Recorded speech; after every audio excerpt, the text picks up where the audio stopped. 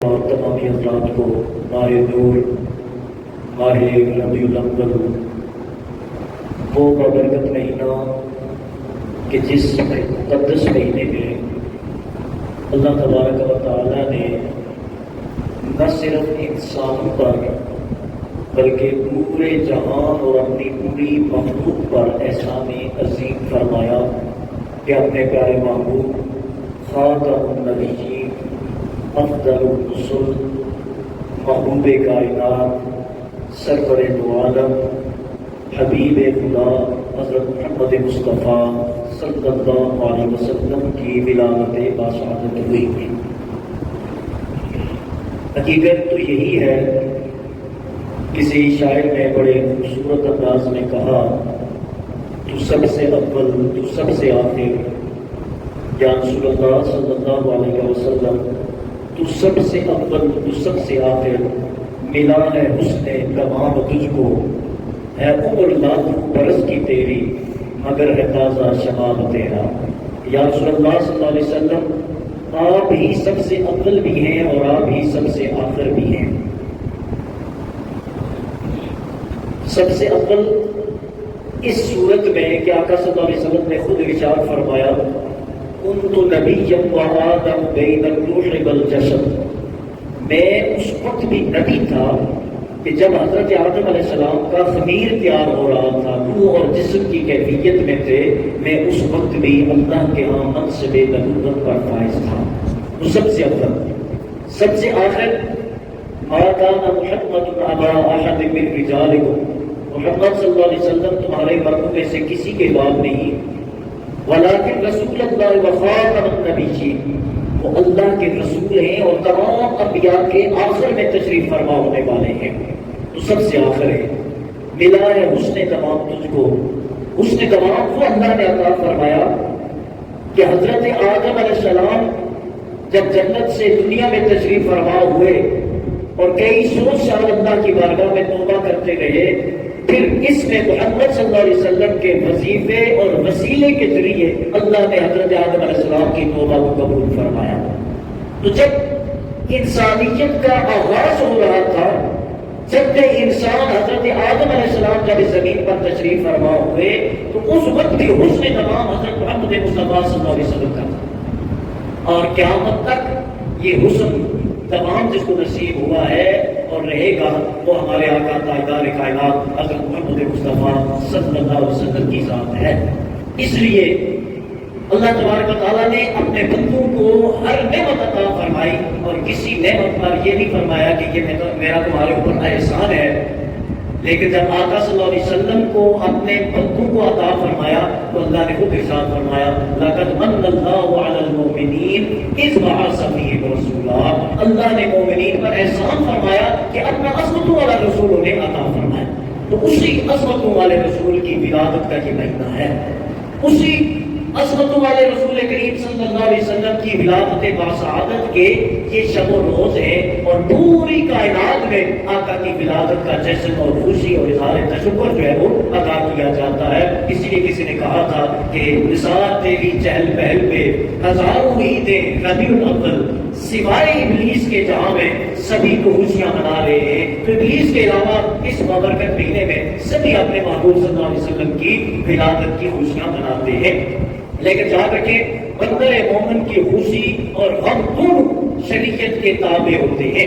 نہ خوشی میں تجاوز کا جو ہے اسے اختیار حاصل ہے یا اجازت ہے، اور نہ غمی میں حد سے تجاوز کا اختیار یا اجازت اسے حاصل ہے۔ بندہ مومن کی خوشی بھی اللہ کے احکامات کے تحت ہوتی ہے، اور بندہ مومن کو اگر کوئی غم پہنچتا ہے تو وہ بھی اللہ اور اللہ کے محبوب صلی اللہ علیہ وسلم کے احکامات کے تابع رہ کر اس غم سے بھی وہ گزرنے کی کوشش کرتا ہے۔ نبی اکرم صلی اللہ علیہ وسلم کی ولادت باسعادت کی خوشی یقیناً ہر مومن کو ہے، ہر مسلمان کو ہے، ہر دین والے کو حاصل ہے اور ہونی بھی چاہیے۔ لیکن اس خوشی کو سیلیبریٹ کیسے کیا جائے، کس انداز میں اس خوشی کو منایا جائے، ہمیں قرآن اور حدیث نے اس کی باؤنڈریز مقرر اور متعین کر کے دی ہے کہ ان سے آگے آپ نے نہیں جانا۔ اب مختصر بات یہ ہے کہ بعد از خدا بزرگ کوئی قصہ مختصر، اللہ کے بعد اللہ کی مخلوق میں کسی کا افضل اور اعلیٰ اور بالا درجہ ہے وہ تاجدار کائنات حضرت محمد مصطفیٰ صلی اللہ علیہ وسلم کی ذات سبودہ صفات ہے. اللہ کے بعد اگر کسی کا مقام ہے تو ہمارے آقا صلی اللہ علیہ وسلم کا مقام ہے. لیکن اس بابرکت مہینے میں سے کس طرح منایا جائے تو وہ ہمیں قرآن کو بیان کر کے منانا چاہیے, وہ احادیث طیبہ کو بیان کر کے سیلیبریٹ کرنا چاہیے, وہ اللہ کے احکامات کو بیان کر کے سیلیبریٹ کرنا چاہیے کہ اللہ نے اپنے حبیب کی شان کیسے بیان فرمائی, رسول اللہ صلی اللہ علیہ وسلم نے اپنی عظمت کس طرح بیان فرمائی. تو دوستو میں اکثر عرض کرتا رہتا ہوں کہ ہمیں کسی دوسرے کے پاس جانے کی ضرورت نہیں ہے. ہمارے آقا کی شان قرآن نے بیان فرمائی ہے اور ہمارے آقا کی شان خود آقا کریم صلی اللہ علیہ وسلم نے بیان فرمائی ہے, تو ہمیں کسی دوسرے یا تیسرے سے ہیلپ لینے کی ضرورت نہیں ہے. اب آپ غور فرمائیں جو میں نے آیہ کریمہ تلاوت کی ہے, یہ سورہ احزاب یہ 33ویں آیت مبارکہ ہے, 33 نمبر آیت سورہ مبارکہ کا, اور اس کی آیات ہیں 45, 46 اور 47. اللہ تبارک تعالیٰ نے ارشاد فرمایا یا ایھا النبی انا ارسلناک شاہدا ومبشرا ونذیرا. اے نبی صلی اللہ علیہ وسلم, نبی کا معنی کیا ہے؟ نبی کا معنی ایک معنی یہ ہے آگاہ کرنا, تنبیہ کرنا, متنبہ کرنا, ایک معنی یہ ہے. ایک معنی یہ ہے علوم غیبیہ کی خبریں دے, غیب کی خبریں دے. اب یہ لفظ میں نے اس لیے اپنی خدمت میں عرض کیا کہ غیب کا نام سن کے ہمارے اندر جو ہے کافی سارے تشویش تجسس کا ایلیمنٹ پیدا ہو جاتا ہے کہ غیب کی خبر اللہ کو حاصل ہے. محمد کریم صلی اللہ علیہ وسلم وہ کس طرح غیب کی خبر؟ تو پہلی بات یہ ہے کہ نبی ان کا عربی میں ایک معنی ہے غیب کی خبر دینے والا. اب ڈفرنس کیا ہے؟ عالم الغیب و شہادہ, اللہ عالم الغیب بھی ہے اور عالم الشہادہ بھی ہے. تو غیب کا علم اللہ کا خاصہ ہے. جب ہم کہتے ہیں نبی بھی غیب کی خبر دینے والا ہے تو پھر یہاں ایک ڈاؤٹ ہوتا ہے, کیا خدا نخواستہ ہم نبی کو اللہ کے برابر کرنا چاہ رہے ہیں؟ اگر ایسا کوئی سوچے گا تو اس کو پہلی بات ذہن میں رکھنا کہ مطالعہ اسلام سے کیا ہے, اسی وقت خارج ہو جاتا ہے. اب فرق کیا ہے؟ پہلی بات یہ سمجھ لیں کہ اللہ نے جو یہ ارشاد فرمایا کہ عالم الغیب والشہادہ وہ ہمارے اعتبار سے ہے. کیوں؟ کیونکہ اللہ کے لیے کوئی چیز غیب ہے ہی نہیں ہے. کیا کوئی بندہ یہ تصور کر سکتا ہے کہ اللہ کے لیے کوئی چیز غیب تھی پھر اللہ نعوذ باللہ اس سے آگاہ ہوا؟ نہیں. اللہ کے لیے غیب اور شہادت برابر ہے, ہر چیز شہادت ہے, رب سے کوئی چیز غائب نہیں ہے. پہلی بات یہ ذہن میں رکھنی چاہیے. اب غیر اگر کوئی چیز ہوتی ہے تو وہ کسی بندے سے تو ہو سکتی ہے, اللہ سے کوئی چیز غائب نہیں ہو سکتی. میں مائنڈ کلیئر کرنا چاہتا ہوں, اللہ سے کوئی چیز غائب نہیں ہو سکتی. اللہ کے سامنے سب حاضر ہے. واسع کرسی السماوات والارض, اس کی کرسی اس کے شان کے مطابق وسعت رکھتی ہے آسمانوں اور زمینوں پر. کوئی چیز اللہ کی نظر سے غائب اور موجود نہیں ہے. تو لہٰذا اگر میں یہ کہوں کہ غیب کی نسبت اللہ کی طرف کرنا مناسب ہی نہیں ہے کیونکہ میرا رب تو سب کچھ جانتا ہے. اب جو اللہ نے فرمایا عالم الغیب والشہادہ, تو اللہ یہ فرمایا ہے بندو جو تم سے غیب ہے, جو تم سے غائب ہے, اللہ اسے بھی جانتا ہے, اور جو تمہارے سامنے ہے اللہ اسے بھی جانتا ہے. بات سمجھ گئے؟ کہ ہمیں سمجھانے کے لیے حضور شاہ محمد پیر محمد کرم شاہ نصری رحمۃ اللہ تعالیٰ علیہ آپ آخر اس آیت مبارکہ کی تشریف فرما رہے تھے, فرمانے لگے کہ اللہ اس وقت بھی تھا جب کچھ نہ تھا, اور اللہ اس وقت بھی ہوگا جب کچھ بھی نہ ہوگا. اللہ ہمیشہ سے ہے اور اللہ ہمیشہ رہے گا. پھر فرمانے لگے کہ یہ ہمیشہ کا لفظ بھی اللہ کے لیے استعمال کرنا یہ بے ادبی ہے, کہ اللہ اس وقت بھی تھا جب ہمیشہ کا لفظ بھی نہیں تھا, اور اس وقت بھی ہوگا جب ہمیشہ کا لفظ بھی نہیں ہوگا.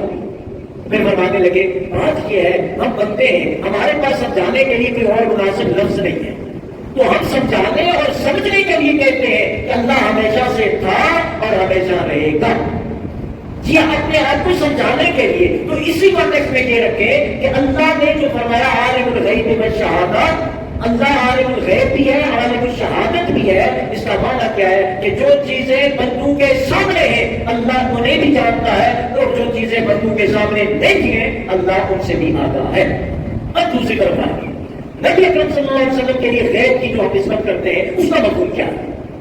اب نبی سے آگے بڑھے تو پھر دوسری صفات میں انشاءاللہ بات پیش کروں گا، اس کا کیا مفہوم ہے؟ جب نبی کے لیے اب آپ غور فرمائیں، سورہ بقرہ آغاز میں اب تلاوت فرمانا شروع کریں، الف لام میم ذالک الکتاب لا ریب فیہ ھدی للمتقین الذین یؤمنون بالغیب۔ کون ہے متقین؟ کون ہے؟ جو ایمان رکھتے ہیں غیب پر، جو ایمان رکھتے ہیں، اب غور فرمانا، جو ایمان رکھتے ہیں غیب پر۔ اب غیب کسے کہتے ہیں؟ جو دیکھا ہوا نہ ہو۔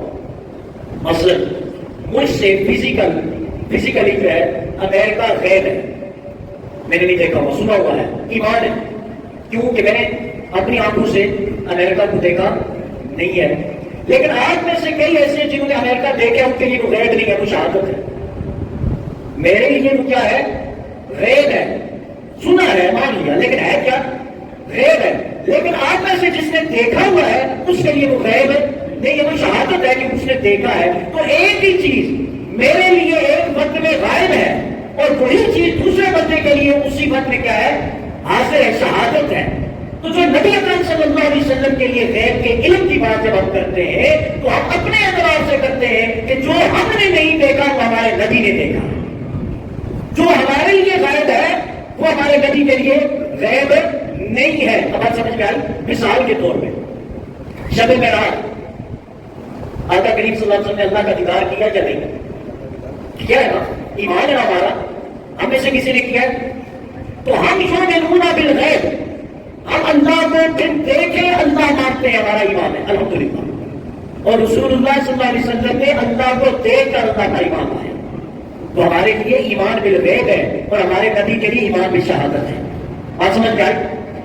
اسی معراج کی رات اللہ نے عرش، فرش، کرسی، جنت، جہنم، قرآن، غلمان، جنات، انسان، ساری کائنات کا مشاہدہ کروایا اپنے محبوب کو صلی اللہ علیہ وسلم، کروایا یا نہیں؟ تو وہ سارا آقا کے لیے شہادت ہو گیا، لیکن ہم میں سے کسی نے نہیں دیکھا، ہمارے لیے ایمان بالغیب ہے۔ اب نبی کی بات سمجھ آیا کہ غیب کا معنی ہے ہم نے فرشتے نہیں دیکھے، ہمارے لیے فرشتے غیب ہیں، تو نبی کی بارگاہ میں حاضری بھرتے تھے، ان کے لیے غیب نہیں ہے۔ ہم نے جنت نہیں دیکھی، ہمارے لیے غائب ہے، رسول اللہ نے مشاہدہ فرمایا، اور یہاں تک فرمایا جب واپس تشریف فرما ہوئے حضرت بلال سے ارشاد فرمایا، بلال ایک بات تو بتاؤ، یا رسول اللہ حکم فرمائے، ارشاد فرمایا بلال بتاؤ، جنت میں چل رہا تھا، تیرے قدموں کی آواز سن رہا تھا۔ سبحان اللہ۔ ہم دوسرے کمرے میں ہوں تو ساتھ والے روم میں کیا ہو رہا ہے ہمیں پتہ نہیں ہے۔ میرے آقا جنت میں غلام مدینہ طیبہ کی گلیوں میں چل رہا ہے، آقا وہاں قدموں کی آواز نہیں سنتے ہیں، اور پھر فرماتے ہیں کہ بلال جنت میں میرے قدموں کی آواز سن رہا تھا، عمل کیا کرتا ہے؟ بڑا پیارا اور بڑا شارٹ، اس میں زیادہ محنت بھی نہیں ہے۔ حضرت بلال ہے، بلال رسول اللہ، اور تو کوئی خاص سمجھ نہیں ہے، بس ایک ہی ہے کہ ہر وقت باوضو رہتا ہوں، وضو جیسے ٹوٹ گیا دوبارہ فوراً سے وضو کر لیتا ہوں، اور دوسرا جب مسجد جاتا ہوں تو 2 رکعت نماز نفل پڑھتا ہوں تحیۃ المسجد کی، اچھی 2 رکعت پڑھتا ہوں، پھر 2 اعمال کی بدولت اللہ نے مقام کیا عطا فرمایا۔ تو اب میرے خیال میں ہمیں یہ بات سمجھ میں آئی ہوگی کہ غیب کا علم، اس کا اصل معنی کیا ہے کہ ہمیں جو علم نہیں ہے وہ ہمارے آقا کو علم ہے، ہمارے لیے غیب ہے، آقا کو اس کا علم ہے، اور اس ہمارے لیے جو غیب چیز ہے اللہ کا نبی اللہ کی عطا سے اس کا علم ہمیں عطا فرما۔ اور ایک بنیادی بیسک اور اہم ترین فرق کہ ہمیشہ یاد رکھنا، اللہ کا علم ذاتی ہے، کسی نے اللہ کو دیا نہیں ہے۔ اللہ کا علم اصلی ہے، ابدی ہے، ہمیشہ سے ہے، اور ہمیشہ اللہ کے ساتھ ہے اللہ کا علم۔ اور رسول اللہ کا علم ازلی، ابدی، ذاتی نہیں ہے۔ رسول اللہ کا علم وہ ہے جو اللہ نے دیا ہے، اور اتنا ہے جتنا اللہ نے عطا فرمایا ہے، اور اس قدر ہے جس قدر رب نے اپنے محبوب کو علم عطا فرمایا ہے۔ اب کتنا عطا فرمایا؟ پوری کائنات کے سیرت اور جو ہے عقل مند اکٹھے ہو جائے، ایک کوئی ایسا پیمانہ نہیں بنا سکتے کہ اس میں وہ بتا سکے اتنا علم ہے، اتنا نہیں ہے۔ کیوں؟ اب قرآن سے پوچھتے کتنا علم ہے؟ قرآن کہتا ہے وَعَلَّمَكَ مَا لَمْ تَكُنْ تَعْلَمْ وَكَانَ فَضْلُ اللَّهِ عَلَيْكَ عَظِيمًا۔ وعلم، ایک ہوتا ہے عالم یعلم، اس کا معنی ہوتا ہے مطلق سکھانا، ایک ہوتا ہے علم یعلم، یہ باب تفعیل ہے عربی، اگر آپ میں سے کوئی حضرات جانتے ہو. علم یعلم تعلیما، اس کا معنی ہوتا ہے پے در پے سکھانا، بہت زیادہ سکھانا اور لگاتار سکھانا. اللہ فرماتا ہے علمک، محبوب آپ کے رب نے آپ کو سکھایا تدریج، پے در پے، اسٹیپ بائی اسٹیپ، ضرورت کے مطابق، اور پھر رب سکھاتا گیا اور اتنا سکھایا کہ حد کر دی. اور کتنا سکھایا؟ ما لم تکن تعلم، ما موصولہ ہے، ما لم تکن تعلم، معبود جو آپ نہیں جانتے تھے وہ سب کچھ اللہ نے آپ کو سکھا دیا. اور یہ علم جو اللہ نے آپ کو عطا فرمایا اس کی شان کیا ہے؟ فرمایا کان فضل اللہ علیک عظیما، معبود یہ صفت علمیت جو رب نے آپ کو عطا فرمائی ہے یہ اللہ کا فضل عظیم ہے، یہ اللہ کا فضل عظیم ہے. اب آپ غور فرمائیں، اللہ نے جو ایک صفت اپنے معبود کو، میں آخر بات عرض کر رہا ہوں، غور سے سننا، اللہ نے جو ایک صفت اپنے معبود پہ عطا فرمائی، ایک صفت، ویسے تو صفات اس نے یوسف، دم عیسیٰ، جب بیضا داری، آنچ خوبا، ہما دارت تنہا داری، ویسے تو صفات کا حسین مرکب ہے میرے آقا صلی اللہ علیہ وسلم. ایک صفت جو علم کی اللہ نے عطا فرمائی ہے، اللہ نے فرمایا فضل اللہ علیہ عظیم، یہ اللہ کا فضل عظیم ہے. اور دوسری طرف پوری کائنات کو دیکھیں تو اللہ فرماتا ہے متاع دنیا قلیل، یہ ساری دنیا قلیل ہے، ساری دنیا قلیل ہے، میرے محبوب کی ایک صفت ہے علم جو ہے اس کے مقابلے میں عظیم ہے. اب آپ لگے رہے تحقیق کرتے رہے کہ اللہ کے حبیب کا علم کتنا ہے اور کتنا وہ جانتے ہیں. ہم تو یہی کہتے ہیں خدا بزرگ ہوئی قصہ مختصر، الحمد للہ.